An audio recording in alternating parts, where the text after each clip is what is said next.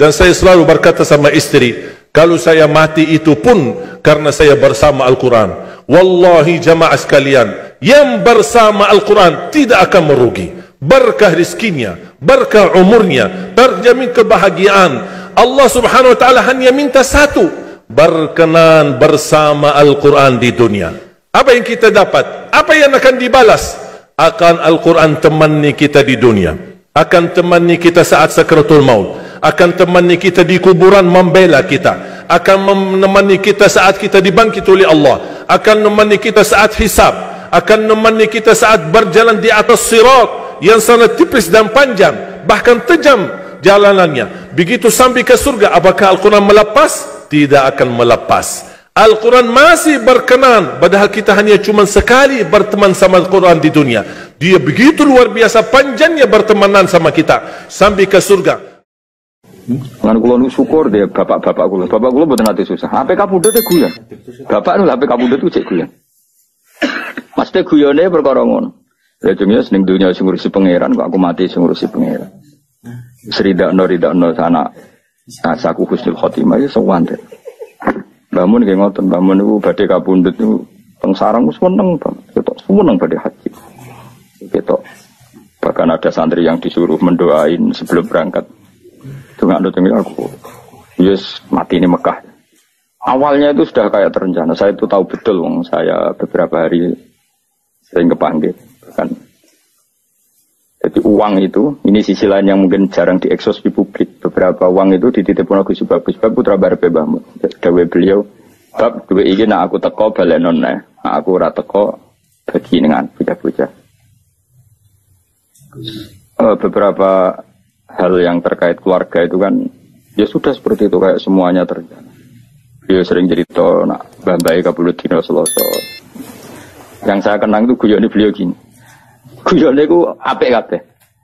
Aku nak mati Selasa berarti aku ulama. Kebiasaane ulama iku mati Selasa. Aku wis Selasa setu padha wae ora ono pengaruh. Wong ora ngarah darani ulama. Iki maksude tema ulama. Aja kowe terus njaluk mati Selasa ora ono pengaruhe. Maksudnya ini batasan ulama, seneng kamu kok mada-mada barang rapodo. Aku nak mati Selasa, berarti pangeran nganggu ngalimku. Maksudnya nganggu status alimku, cuma beliau orang ngendikan. Maksudnya orang ngendikan status. Aku nak rano Selasa, berarti aku ulama. Nak aku mati ini Jumat, berarti aku wali. Aku bantah, tapi tak kabeh. Jadi artinya gini, betapa husnudzane bangun pangeran. Jadi mati Selasa ya status ulama, mati Jumat wali. Aku mau semat, nak gue bareng mati Selasa ya mati. Mati Jumat wong yang dimodarani mati. Malah nak mati munyakang jam 11 malah toko-toko, kowe Jumatan mati barang kok.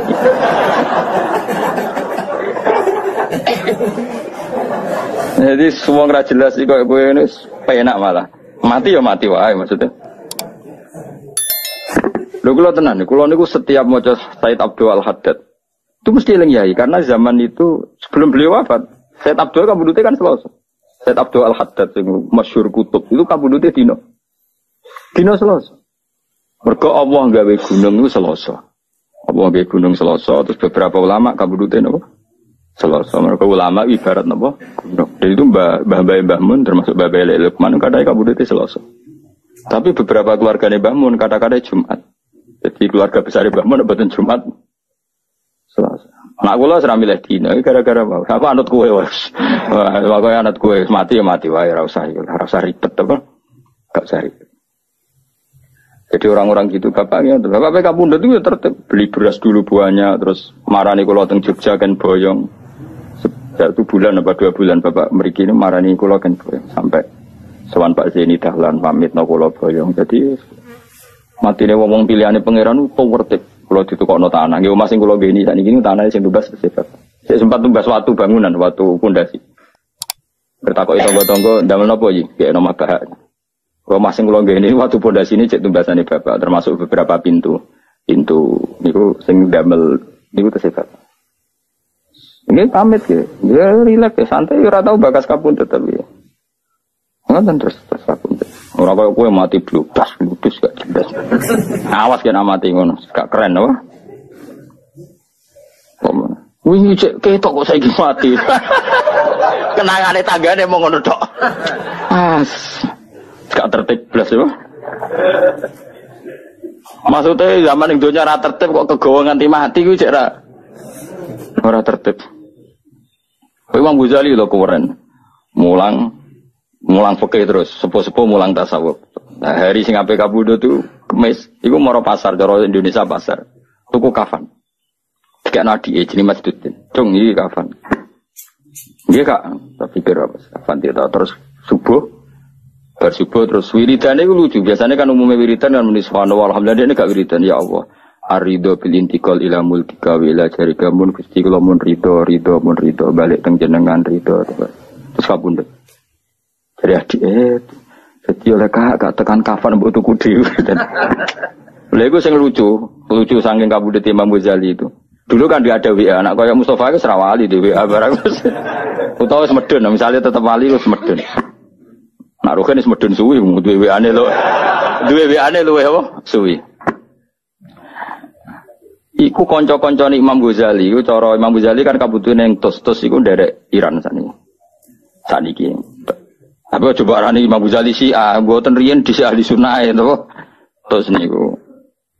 Niku kanca-kancane sing perjalanan ke Imam Ghazali 3 hari itu enggak ada yang terlambat datang. Saya ulang lagi.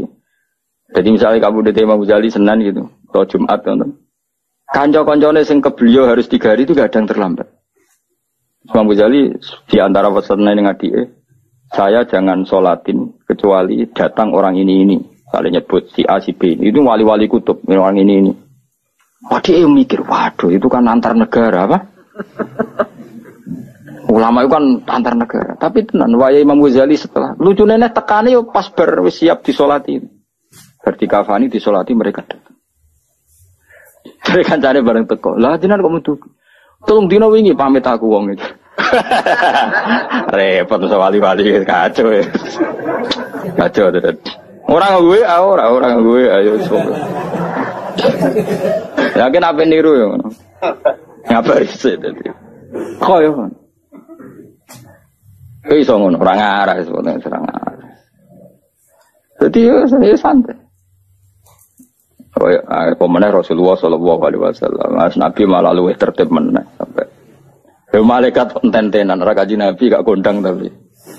Jadi Kanjeng Nabi pe kabundut itu Israil wis ning kono. Sik ngenteni aku. Fatimah teko, ngendikan. Kowe malaikat Israil konten-tenan ra gelem semangat. Jupuk kowe semangat malah. Mulane. Nek dosa ngrameni jupuk bar wis. Aja Nabi banget tertib, ra trimo tertib banget tertib. Israel itu teko rawani mlebu. Akhirnya Jibril dulu, Mikail dulu. Beliau ngendikan tentang umatnya, tentang sholat, tentang semua yang terkait maslahat agama dipersiapkan betul. Nabi gak pernah mikir dirinya, mikir kelangsungan umat, kelangsungan sholat. Terus supaya perlakuan terhadap perempuan baik, an-nisa al-ummati as-sholat terus. Ketika Sayyidah Fatimah datang, Fatimah nomwangis. Bareng nangis senangnya Sayyidah Fatimah karena tahu abahnya mau kabudut karena beliau di belakang di depan ketemu malaikat Israil itu siapa abah itu Israil nangis Fatimah. Tapi ketika Sayyidah Fatimah nangis, Sayyidah Fatimah guyu arah putranya Nabi Raisa. Ya Fatimah, absyiri, kamu harus senang. Fa innaki awwalu ahli baiti luqon bi. Kamu harus senang karena kamu orang pertama dari keluargaku yang menyusul saya. Sayyidah Fatimah senang Pak. Karena beliau akan secepatnya wafat. Kue tidak ada meh mati. Bocah anak rawali wis repot kandhane angel. Sayyidah Fatimah ku akhirnya nunggu semua nang. Terus betul, nah Sayyidah Fatimah itu hanya 6 bulan min wafati Rasulullah sallallahu alaihi wasallam. Mau 6 bulan. Akhirnya tapi Sayyidah Aisyah itu orang yang luar biasa pinter. Sayyidah Aisyah pas itu kan ya di kamar tapi kata Sayyidah Fatimah kan kenangannya beliau kan asarro ilayya bidzalika Rasulullah asarro ngrahasiano. Jadi Sayyidah Fatimah Aisyah sebenarnya di situ tapi Nabi bisinya itu langsung ke kupingnya Sayyidah Fatimah sehingga Aisyah tidak dengar. Ketika Rasulullah wis wafat macam-macam Sayyidah Aisyah tanya, apa hal yang menjadikan kamu pertama dibisiin Nabi nangis dan kemudian kamu tertawa? Guyu. Jadi saya Fatimah cerita. Beliau memberitahu saya kalau gerah ini adalah gerah sing dadekno beliau wafat, maka saya nangis. Dan kabar kedua saya dikasih tahu bahwa saya orang pertama dari keluarga yang menyusul, maka saya senang. Itu maka apa yang diriwayatkan kelompok-kelompok yang nyuwun sewu yang macam-macam bahwa Sayyidah Fatimah dan Aisyah itu ada sesuatu, itu enggak benar. Ya kalaupun ada sesuatu ya biasalah bawaan perempuan, tapi semuanya itu enggak seserius yang dibayangkan mereka, paham ya? Karena nyatanya apa? Sayyidah Fatimah divisi Nabi itu rawinya itu Sayyidah Aisyah. Kayak apa mereka kalaupun ada masalah ya bawaan sosial biasalah ini kumpul. Tapi enggak se-ekstrim yang dibayangkan orang-orang. Ini Sayyidah Aisyah meriwayatkan itu dari Sayyidah Fatimah dan Fatimah secara legowo menceritakan itu kepada Sayyidah Aisyah. Sehingga kita tahu beberapa riwayat malah anak Aisyah an Fatimah. Kayak apa luar biasanya para pilihan-pilihan Allah Subhanahu wa taala. Dan tentu Nabi dipilihkan keluarga yang super, baik keluarga yang faktor putri